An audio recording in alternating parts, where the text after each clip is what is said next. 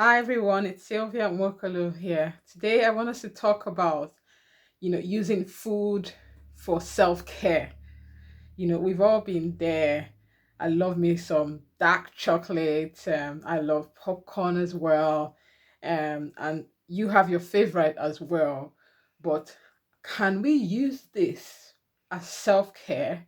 Do are we how does it look like when we use food as self-care? What are the limits? How can we manage it?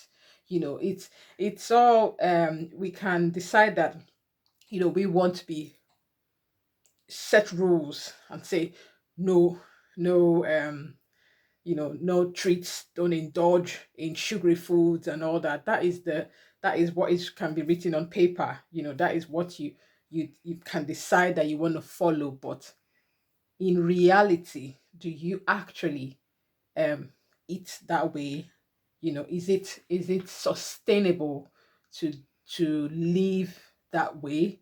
And I know that there's some people that use food as self-care to when they feel down, emotionally down, they reach out for food. And that is what I want us to discuss today. How can we use food as self-care, and how we can manage it so that it doesn't become a problem.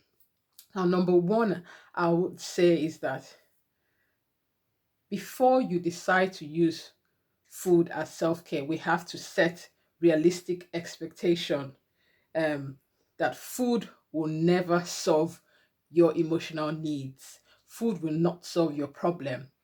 Food will only give you that satisfaction you need in that moment. But after eating, you're still in the same position you were before you started. So food will not solve that emotional need. And if you're clear about that, your relationship with food, you know that food is really for hunger, it's not for your emotional needs.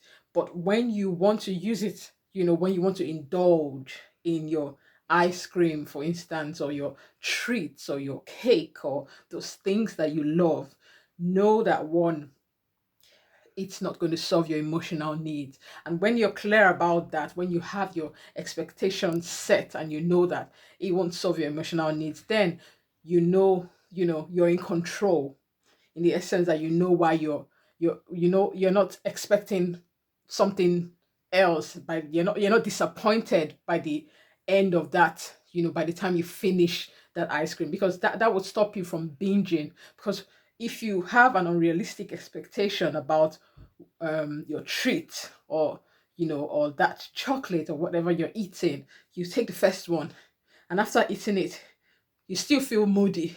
You take the second one, you're still moody. You take another one because you have an expectation which is not realistic.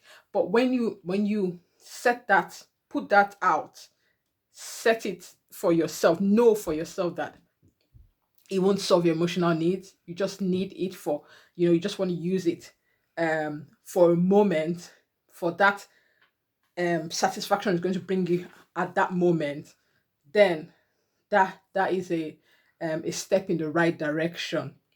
Knowing that the food won't solve your emotional needs, and you're just using it for a satisfaction at that time, helps. As well as that, now while you're having it, while you're indulging, or when you decide that you want to go that route of using food as self-care, you have to observe yourself before you have that snack, during, while you're having the snack, and afterwards. Observe yourself. The first thing, realizing that, oh, I want to have this is before you have it. I want to have this, but I know that it's not going to solve my need, it's not going to help me solve the situation, but I want to have it. That this is you observing how you feel right now, and knowing that it's not going to change, but I'm just going to have it. And then when you do it, while you have it, you observe how it makes you feel. Observe if you feel any different, if your body really needs it. Observe how you enjoy the moment, enjoy your taking it, and don't hold back, enjoy the moment. And afterwards, Ask yourself, how did it go? How do I feel right now? Did I take too much? Did I take too little? Did I what was my expectation? Ask yourself those questions in your head, and that helps you the next time you have that treat to know, I had this much and I didn't like it. Or I had that flavor, I didn't like it. You spend time to feel as you take that treat, feel it in your mouth, enjoy it. And that brings me to another thing, is that the guilt and having that feeling of guilt does not help when you're indulging, because the guilt will only make things worse. The guilt will numb your feelings. It's just like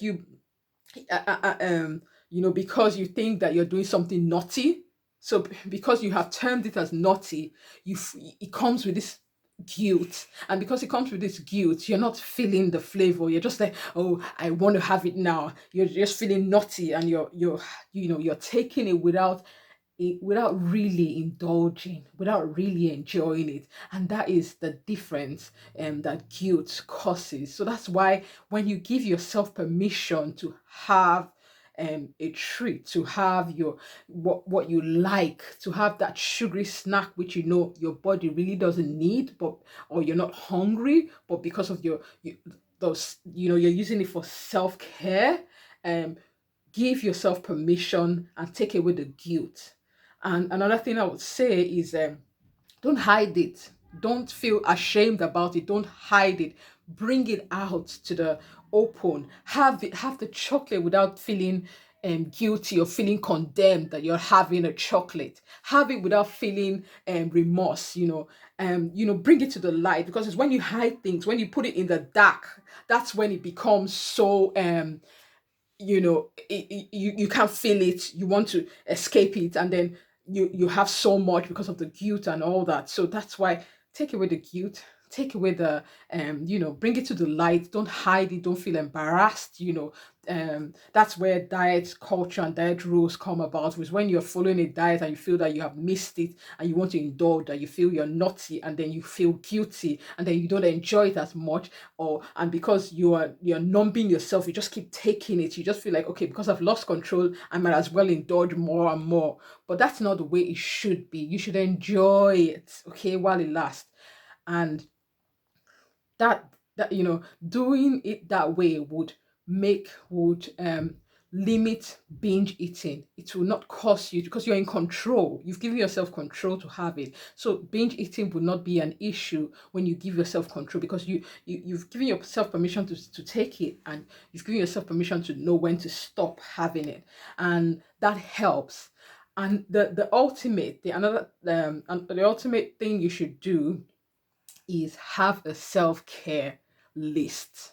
Have a self-care list, because you need the food actually would leave you in the same position you were. Okay, it wouldn't solve the problem for you. And there are other ways which you can indulge. There are other ways which you can take care of your body. you know Take care of your needs, take care of yourself, without indulging in you know sugary snacks, or things that that your body doesn't really need. When you have a self-care list, it limits how much you indulge in emotional eating, because your self-care list, what are the things you like to do?